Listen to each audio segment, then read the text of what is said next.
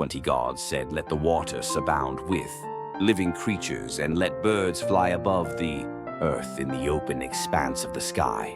21 God created the large sea creatures, and every living creature that moves, with which the waters swarmed after their kind, and every winged bird after its kind. God saw that it was good.